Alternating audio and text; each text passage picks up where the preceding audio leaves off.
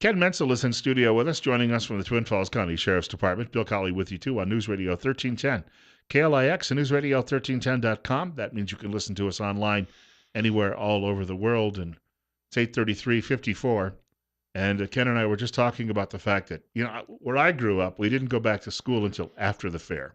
Right. And here, the poor kids, I don't know if you're showing cattle, I guess you have to skip school. But we're in a situation where a lot of these people are going back. And yesterday, driving home, in fact, I saw two buses alone right on Washington Street. And, it catches your attention right away because they're big and they're yellow, Yeah. or it should. And that's the key problem here. And you just said the key point. It should catch your attention. Yeah, we've got school starting in Murtaugh on Monday, and we've got school starting in Kimberly, Hanson. Buell's already started. Filer starts Monday as well. So uh, we've been used to seeing the school buses because Twin Falls schools have been in session now already for a little while. But the in session is encroaching out into the county, if you will. So you're going to see buses all over the county. And this time of year, we see a lot of school bus bypassing, uh, unloading, loading students, and people just get impatient or are inattentive and pass the school bus while the big red stop arms out and the kids are getting on or getting off the bus. We would just ask that people use caution, look out for those big yellow buses, watch out for the students. It is a misdemeanor, something you could be arrested for. It's a hefty ticket. You don't want to get caught doing that. And most of our school buses have cameras on them too. And if we don't necessarily see the violation occur, the bus companies are required by law to report that to law enforcement.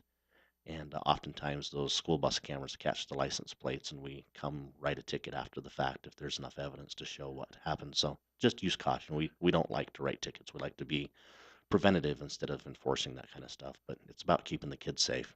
I drove out to Hagerman and back yesterday, and I like to take the route through Filer and Buell versus Right. the highway, just more scenic. And coming back, I was thinking about this time of year. You suddenly have the buses out, but you also have a lot of vehicles out because of harvest, farm Yes. vehicles. So we're at a time of year now when the roads are about as crowded as they're going to get, and you have a lot of slow-moving vehicles. Our county roads get very congested this time of year. You've got people, harvesting hay, sugar beets, and you've got big green trucks out there moving sugar beets around, and then you throw the school buses in the mix, and you just give yourself a lot of extra time to get to work or find an alternate route if you know that there's a particular area close to where you live that's just going to be congested. Just try and avoid those areas. And for people, speaking of congestion, Filer itself will be very congested about this time next week as the Yes. fair gets underway. Yep. Well, we look forward to coming out. We've got one of the safest fairs in the area, and I think part of that's attributed to just how much the sheriff's office is out there mingling and interacting with everything that's out there. We got some great things going on out there. I'm kind of a country nut, so I like the entertainment that's coming out there this year.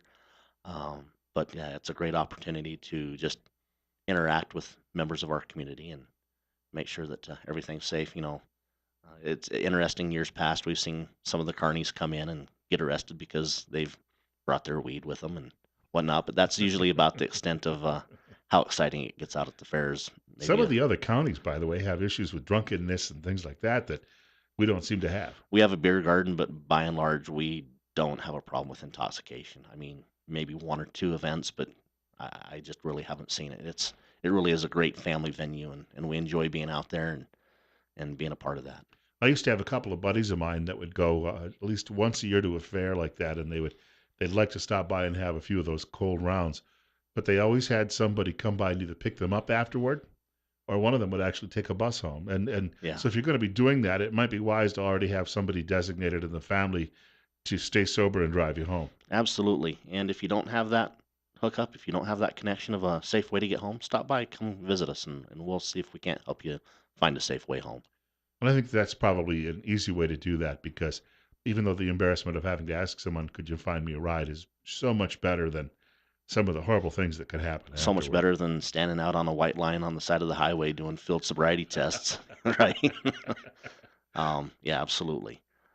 So yeah, we're excited. It's a week long event, and by the time we're excited to get started, and when the week's over, we're excited to be done too. It's a long week, but well worth it, When I was a kid, county fair was always like the anticipation about Christmas right? because we used to go see every year. My dad would take me to see Joey Chitwood, And I was trying to explain to one of my coworkers the other day, when you watch those El Caminos spin through the air through the flaming hoops and Uh-huh. then land on the ramps on the other side, when you're 4 or 5 years old, that is better than Christmas. Yes, it is.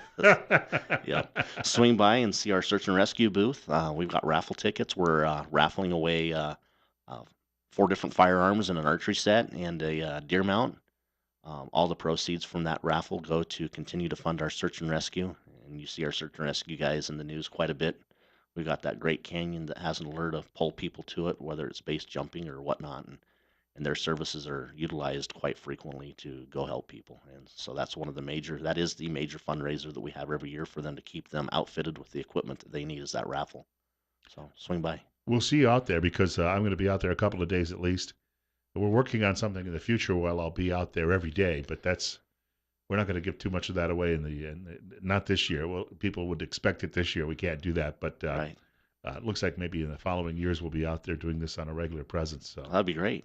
and that means that you won't have to come very far to sit in. No, we just do it right there. Yeah. All right. Do the daily fair scoop. Ken Menzel joining us this morning. We'll talk to you again in a couple of weeks. Thanks, Bill. Want to point out right now it's 8:40, or well, almost 8:40, 53. You're listening to KLIX.